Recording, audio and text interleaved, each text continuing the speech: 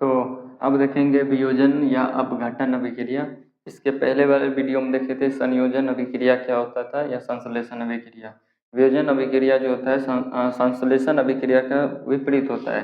जैसे क्या कहता है ये, वह रासायनिक अभिक्रिया जिसमें कोई एक बड़ा यौगिक टूटकर, उसमें कहा गया था दो या दो से छोटा अधिक यौगिक जुड़कर, इसमें कहता है टूटकर, यानी वो जुड़ने वाला था, ये टूटने वाला है।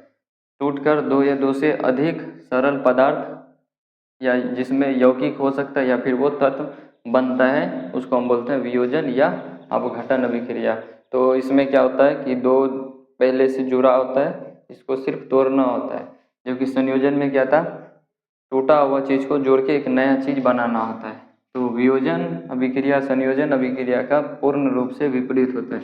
जैसे कुछ उदाहरण अगर देखें तो पहले परिभाषा समझ में देखिए कैसे का क्या बोला। वह रासायनिक अभिक्रिया जिसमें कोई एक बड़ा यौगिक, एक बड़ा सा यौगिक, जैसे मान के चलते हैं ये एक बड़ा सा यौगिक हुआ, ठीक है, जिसका नाम हुआ कैल्शियम कार्बोनेट या चूना पत्थर।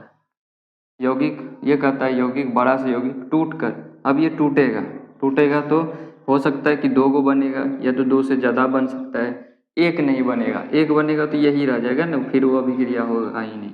तो वो टूट कर या तो दो को बनेगा या तो दो से अधिक। यहाँ जैसे ये कैल्शियम कार्बोनेट टूट के दो चीज़ बन गया, एक कैल्शियम ऑक्साइड और एक कार्बन डाइऑक्साइड।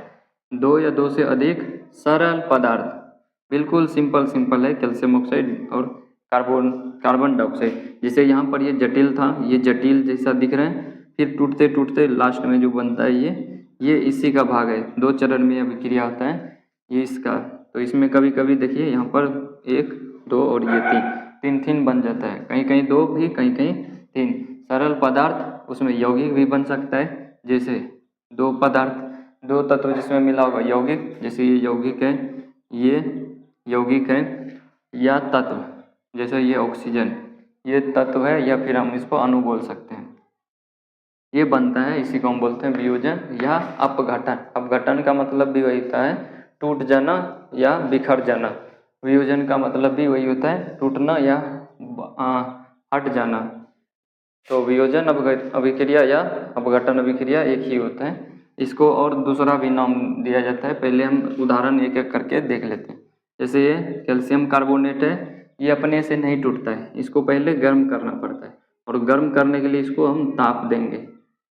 या तो हम यहाँ पर डेल्टा का इस्तेमाल कर सकते ताप के लिए प्लस KCl, या तो हम खाली Cal भी लिख सकते हैं। अब किलो में रहेगा तो KCl लिखेंगे, या फिर सिंपल रहेगा तो यहाँ पर प्लस देंगे, या दूसरा हम क्या लिख सकते हैं, प्लस दे के उष्मा दे देंगे डायरेक्ट, ये भी हो सकता है।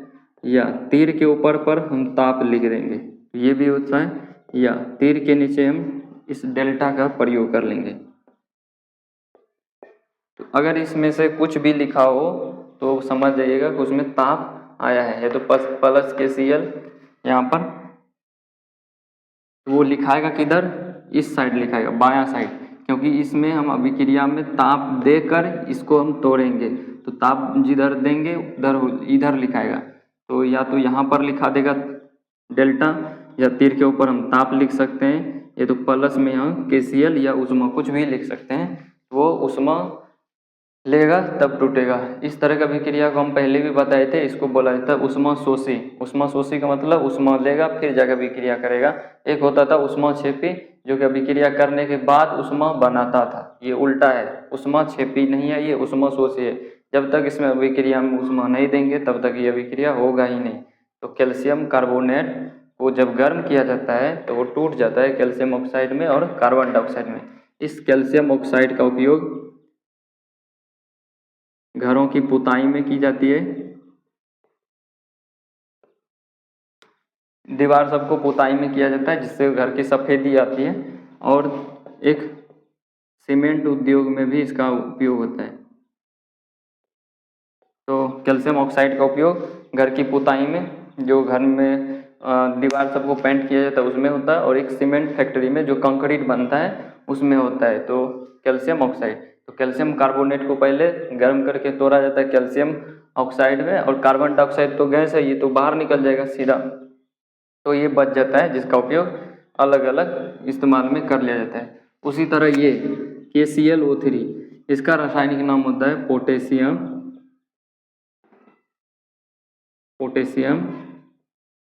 क्लोरेट। याद रखिएगा क्लोरेट है, क्लोराइड नहीं है। पोटेशियम क्लोराइड अलग चीज़ होता है, पोटेशियम क्लोरेट ये है। जब ऑक्सीजन का 3 अणु लगेगा तब वो हो जाएगा 3 परमाणु, तब वो हो जाएगा क्लोरेट। और ये जो है जिसको हम बोलते हैं ये है पोटेशियम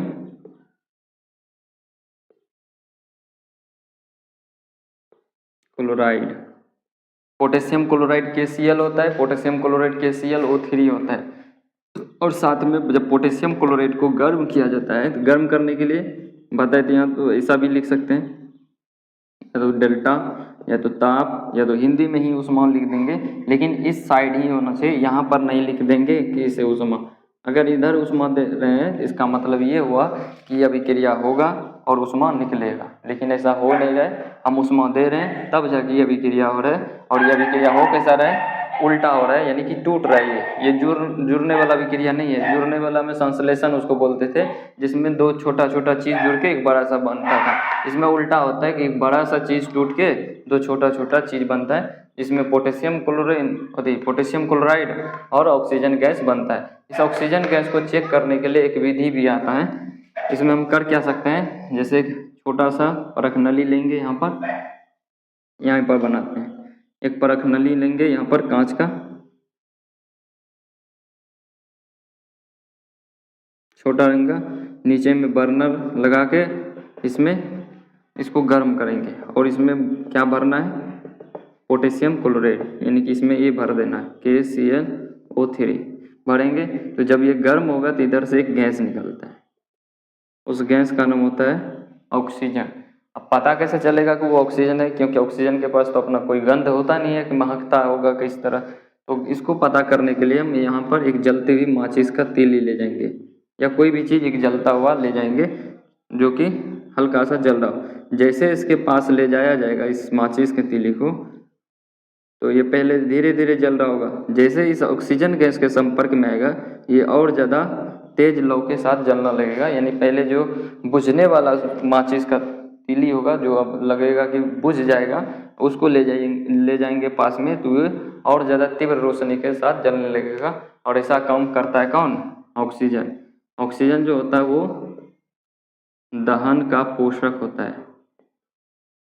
पोषक मतलब ये दहन को कराने में मदद करता है। बिना ऑक्सीजन का दहन संभव नहीं है। कुछ हालात में होता है क्लोरीन गैस भी उपयोग होता है, लेकिन दहन में ऑक्सीजन गैस का ही भागीदारी होता है मुख्य रूप से। तो यहाँ पर माचिस का तीली अगर ज़्यादा तेज जलने लगे, इसका मतलब वो ऑक्सीजन है। अगर वो बुझ जाए तो इसका मतलब वो कार्बन डाइऑक्साइड है। अगर फट फट करके जले, या पॉप का ध्वनि जिस तरह से पटाखा छूटता है, तो अगर उस तरह से जले तो इसका मतलब वो हाइड्रोजन गैस होता है। ये कुछ उसका लक्षण होता है जलने का। तो यहाँ पर माचिस तेज रोशनी के साथ जलने लगेगा, इसका मतलब ये हुआ कि यहाँ पर ऑक्सीजन गैस मुक्त हो रहा है। उसी तरह यहाँ पर ये है फेरस सल्फेट, जिसको हम बोलते हैं हरा थोथा। इसका रंग हरा होता है। इसको हम यहाँ पर लिख रहे हैं FeSO4 × 7H2O। 7 जो है 7 अणु जल का होता है इसमें, और इस जो होता है ये इसका कलर जो होता है वो बिल्कुल हरा होता है, इसलिए इसको हरा कशिश या फिर हरा थोथा भी बोल दिया जाता है, क्योंकि ये हरा हरा कलर का दिखता है, पेंट जैसा हरा दिखता है बिल्कुल।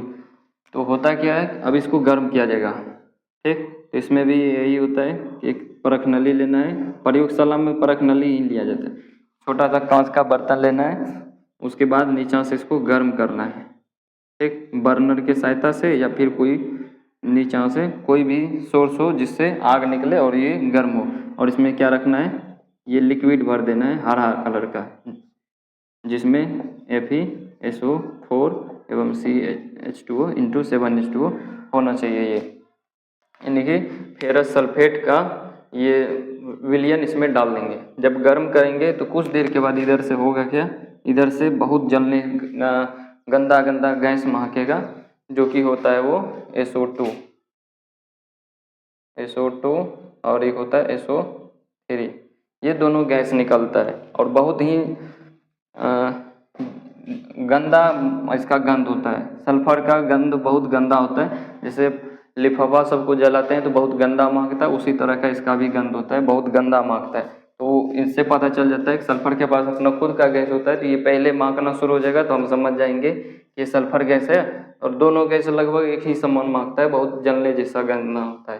ठीक, उसके बाद इसमें जो होगा, अब ये फेरस सल्फेट नहीं बचेगा क्योंकि इसका जल निकल जाएगा। तो यहाँ पर इस तरह से अभिक्रिया होता है। फेरस सल्फेट को भी गर्म किया जाता है। गर्म करने पर इसमें जितना भी जल का अणु है वो सब भाप बन के उड़ जाएगा। भाप मतलब वाष्प, वाष्प बन के निकल जाएगा तो बचेगा FeSO4 फेरस सल्फेट। इसका रासायनिक नाम फेरस सल्फेट। ठीक, फेरस सल्फेट और भी आगे जाके गर्म होगा तो बनेगा क्या, फेरिक ऑक्साइड। इसका नाम होता है फेरिक ऑक्साइड। फेरिक ऑक्साइड जिसको हम हेमेटाइट भी बोल देते हैं। इसका हेमेटाइट का सूत्र यही होता है, हेमेटाइट। हेमेटाइट जो लोहा का प्रमुख अयस्क होता है ना, वही है ये हेमेटाइट, Fe2O3। और मैग्नेटाइट का जो सूत्र होता है वो होता है Fe3O4। ये मैग्नेटाइट होता है, ये हेमेटाइट। यहाँ पर आयरन 2 है, यहाँ पर आयरन 3, यहाँ पर ऑक्सीजन 3, यहाँ पर ऑक्सीजन 4। ये एक कम रहेगा तो हेमेटाइट, एक ज़्यादा रहेगा तो ये मैग्नेटाइट। आयरन का एक और अयस्क होता है जिसका नाम होता है सिडेराइट। सिडेराइट, इसका सूत्र क्या होता है, FeCO3 फेरिक क्लोराइड। ठीक, FeCO3 फेरिक क्लोराइड, Fe3O4। और उसके बाद ये इसका नाम मैग्नीसाइड, और ये Fe2O3 इसका नाम है हेमेटाइट, लोहा का जो अयस्क है। और रासायनिक नाम में देखेंगे तो इसका नाम होता है फेरिक ऑक्साइड। साथ में सल्फर गैस निकलता है और सल्फर ट्राइऑक्साइड गैस, ये तीनों निकलता है। इसका कलर पहले हरा होता है, धीरे धीरे फेरिक ऑक्साइड का रंग जो होता है वो भूरा होता है, क्योंकि ये जंग जैसा दिखता है ना, भूरा हो जाता है। तो ठीक है, ये इस तरह से इसका अभिक्रिया किया जाता है। अगर देखेंगे तो एक बार वियोजन अभिक्रिया क्या होता है, वह रासायनिक अभिक्रिया जिसमें कोई बड़ा सा यौगिक टूटकर दो या दो से अधिक सरल यौगिक में विभक्त हो जाता है, उससे अपघटन या वियोजन अभिक्रिया कहा जाता है। इसका दूसरा नाम, इसमें एक चीज़ कॉमन मिलेगा, सब में ताप लग रहा है। ध्यान से देखिए, सब में, यानी कि अभिक्रिया को जब तक गर्म नहीं किया जा रहा है तब तक ये अभिक्रिया हो नहीं रहा, इसलिए इसको दूसरा नाम में बोला जाता है उष्मीय अपघटन अभिक्रिया, क्योंकि ये उष्मा के कारण ही टूटता है। अपघटन मतलब टूटना, उष्मा मतलब हीट, तो ये उष्मा के कारण ये टूटता है, इसलिए इसको दूसरा नाम से, वियोजन अभिक्रिया को हम दूसरा नाम से उष्मीय अपघटन अभिक्रिया कहते हैं। या फिर इसको और दूसरा नाम से वियोजन अपघटन, या फिर और भी बोल दिया जाता है वियोजन अभिक्रिया। वियोजन हो गया ना, इसको बोला जाता है विघटन अभिक्रिया। विघटन का मतलब भी वही है, टूट जाना। तो ये संयोजन अभिक्रिया के पूर्ण रूप से विपरीत है। तो अगला अभिक्रिया हम देखेंगे